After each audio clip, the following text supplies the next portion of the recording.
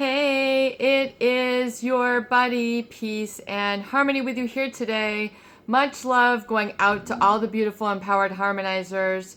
And we're zooming in and focusing in a little bit more in depth in terms of understanding the role of criticism or people who are chronic flaw finders, specifically that pertains to people who you might consider narcissistic, or have a pathological sense of self-importance and coupled with a lack of empathy that causes a whole rift in relationships, particularly those people who are scapegoated by them, who are singled out from the group, the crowd, the family, the workplace, the community, the church, as being the ones who are picked on, the ones who are receiving all the constant criticism, the finger pointing, the fault finders. So you might know people like this, or might have experienced this in relationships with people who you might consider covert narcissistic or even overt narcissistic, people who are chronic criticizers, fault finders, or furthermore are scapegoating, targeting, or withholding of attention, conversation, communication, positive exchanges. This creates a dysfunction. And before we get started, I just want to give a huge shout out to those of you who have recently donated to the channel. It is great to hear from you. Thank you so much for your connection, your generosity, and letting me know that the channel is a resource of community and tools for you to help you to change your life. That is the whole goal, ambition, and objective of the channel. So thank you so much. It's an honor and a privilege. It's great to hear from you, and absolutely positively, if the channel has been a great place for you, a resource, been a positive influence, a game changer, please do feel free to make a donation at the PayPal Donate Now button here on the Peace and Harmony channel. So thank you so much. So I want to this is a really crucial aspect to understanding your wellness in life, your high functioning in life, your healing in life, getting rid of the pain that is causing this sort of default, this sort of feeling of shame, this feeling of not being able to function, or finding yourself sabotaged in a relationship within a family or a marriage or a workplace or a community, a church, wherever it is that you're encountering this. It's to understand that those people who are narcissistic, they fuel off of being able to scapegoat, being able to chronically criticize, make feel bad those people who contend with them not only for attention, but cause them to be afraid. These people are afraid of and intimidated by the reaction that you cause in them, particularly that of a loss of control. It is a eliciting of pain in them because there is something about you that makes them fearful and not feel good enough. It is because of their need to control the dynamics in a family, a marriage, a workspace, a community, a religious organization, wherever you're encountering this. It is above all of paramount importance that the covert narcissist feel like the one looking good, the one who is able to get away with whatever it is, especially that of attention. Whether they're at the center of attention for being laughed at, for their looks, for their crazy, shenanigans, for whatever it is, they are always looking for a reaction. This is what fuels their fire. It might not fuel your fire, but this is what fuels their fire. And particularly in the covert narcissist, if you are not giving them the attention or the space, or you're contending getting them out of their shell, they are then going to compensate by withholding that of the positive accolades, positive attention, support, eye contact, whatever attention might be for you. So it's to understand that the criticism, the lack of support, or particularly that of scapegoating, is a result, is caused not by something within you. It is not a fault within you, but it is something where this narcissist feels a sense of lack, or a lack of being able to handle. Particularly, when you see people at their finest moments, they might be doing very well at their work. They might be doing well with their talent, or they might be able to see the truth of something where this narcissist is getting away with trouble. They're getting away with unjust or unfair treatment of people. They're seeing how they take advantage. They're using a sense of power, of show. They're peacocking around. They're, what do you call it when a football player showboats? So, and then all of a sudden they get tackled. So they're overconfident. So it is oftentimes these people who are looking for the cheers of the crowd, the cheers of the family, the cheers of the workplace. They don't want to look bad. And so they are highly sensitive to this. And those people who are scapegoated or criticized have a truth in understanding that causes them to be called out, that causes them to be seen in not so favorable a light. They might not be as nice, as kind. They might not be as productive. They might not have the same work ethic. They might not have the same family ethic. They might not have the same financial discipline. There might be something that they do not have about them that you have. Perhaps it might be your ability to understand fairness. It might be your ability to be a hard worker. It might be your physicality. It might be your generosity, your ability to see the good in others and not need to be the center of attention, so you are then singled out or taken advantage of, particularly that of manipulation. Scapegoating is nothing but a manipulation, a control of those others who present a threat to the attention that the narcissist is seeking.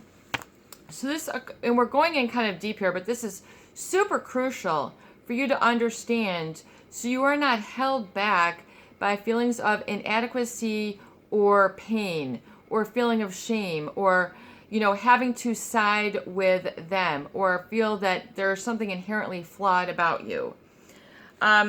So these people, not only are they afraid that they are not going to look good, but they are afraid that there is going to be some effect. So they are going to be affected by you in some sort of way. And so this causes them to overcompensate and overcriticize or create a scapegoat. So in other words, it's like the decoy. Have you ever, and I use a lot of analogies here. So it's like deflecting. In other words, look over here at this person so you don't have to look negatively at me. Let's look negatively over at this person so we don't look bad. If we can take down this person, then we are, looking good despite of it. So in other words, this is an analogy that I thought of earlier. It's like, let's say there is a ghetto, the hood, the poverty-stricken area, of a city. The hood, the slums, the ghetto, whatever it is that you want to call it, where really there's a lot of gangs, there's a lot of violence, etc. And then you have one person who kind of stands out from the crowd, doesn't want the gang life, doesn't want to stay stuck, wants to grow beyond, and they want to pursue education. They want to pursue a specific talent. They want to get out of the hood. They want to live the ghetto. They want to leave the slums. They don't want to be part of the homies. They want to rise above. So they want to go to college. And then this person is picked on, made fun of. Why would you want to do that? Where you're, this, so that person is then the target of ridicule. They are told that they're, what's wrong with you? You're weak. You're just giving in to the, you're selling out to society. And that person is then shunned, taunted, teased, put into unsafe situations, and targeted or scapegoated. Because this person rising up, seeing the truth, being self-reliant, wanting to make a good, honest income, being a contributor to society rather than a deterrent to society, and giving into the gang mentality, the groupthink, they want to do more with their life. They want to get the car legit. They want to get the house legit. They want to have a safe family. They don't want to live in this dysfunction. But then this person is targeted, they're taunted, they're in some sort of situation where they are scapegoated, or what is it called when someone is made to feel fearful, picked out. In other words, I think you understand the analogy here. That's how a scapegoat is set up in a family, a workplace, a community, a religious organization. They are in a situation where they're made to feel fearful for their own situation, fearful for their life even. This happens. This is a reality. If you find yourself in this, do you see how the scapegoating would be created? Because it is something about you that is fair, just, kind, dealing with situations, has clarity of perspective. You're saying this is unjust, this is unfair, I need support here, I need guidance, and they're not able to deliver. So they're able to overcompensate and then find something erroneously wrong with you, even though it is in your best interest to maintain your truth. For example, in this example, it would be in the best interest for this person to say, yeah, I want to go to school. I want to learn the computer. I want to learn coding. I want to learn graphic arts. That's in that person's best interest. It's not in their best interest to maintain, or to be in that stuck, low income, situation. And so then they struggle with the chronic fear, that this is created, because fear is a weakener. It is an agent of self-doubt. So then furthermore, it is to understand that those people who have then identified with the narcissist, who have, taken on their criticism as truth, are the people who live in the negative validation, the I am not. I'm not good enough. I'm not smart enough. I'm not talented. I don't have what it takes. I can't fit in here. Well, that's okay, because there's a lot other places for you to fit in. So it's to understand, furthermore, that this chronic fear, which a viewer so aptly brought up earlier in a correspondence to me, and I receive a ton of emails, so if I have not responded to you, I get hundreds of these a week, so I apologize. I do the best that I can. But so it is to understand that Stockholm Syndrome can be easily created where people then identify with the abuser and they don't see anything wrong, in fact, with their actions. It's to kind of side with the abuser. It's to side with the captive. This is named after a state where basically it was based off of a bank holdup in Stockholm, Sweden. I think it was in 1973, basically where these individuals were taken up as hostage and they were locked in a bank vault. And after, it was for like 5 days. It was an awful situation. But afterwards, these people kind of sided with them and said, well, yeah, it's just for business.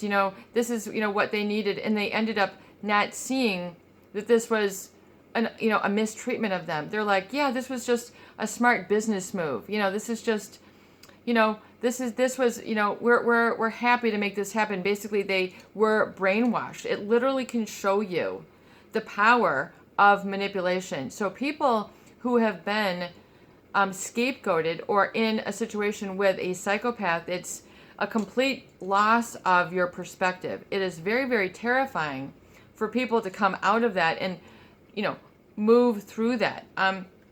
So it's to understand that this is how, the identifying with the abuser can be set up, and oftentimes people can't break free. This is why we see people stuck in, domestic violence situations. They just can't leave. They feel like they need the discipline, that they, would rather have it keep going. And so other notes that I've written, these fault finders, for example, it's because they cannot really sort of stand up to or validate the goodness of, let's say, for example, an organization or an individual.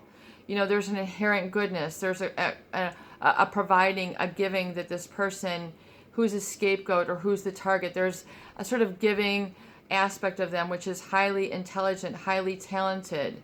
Or in the example, if we then liken it not only for an individual but to an employer who's very good, strength-based, who's got great benefits for their employees and makes a great work environment, but yet you have the fault finders. Look at this, look at that. They're always focusing on the negative. They are never acknowledging and validating the positive in the fact that they belong there. They need an income. They're not supportive or contributive. They're always scapegoating the employer. And it's very, very interesting, when you see this, because they're not seeing what is good right before them. They cannot see the inherent goodness. They're always trying to fault find. So before we wrap up, we're going to continue this in another video. I want you to take these into consideration and see how it applies and see the how and why of the scapegoating, and to realize it has nothing to do with you. It's an overcompensation of inadequacy from a covert narcissist. This is your buddy, Peace and Harmony, with you here today, and I hope that these videos do help. Please share and please subscribe for more great tools, videos, discussion, and support. Peace out. Love you.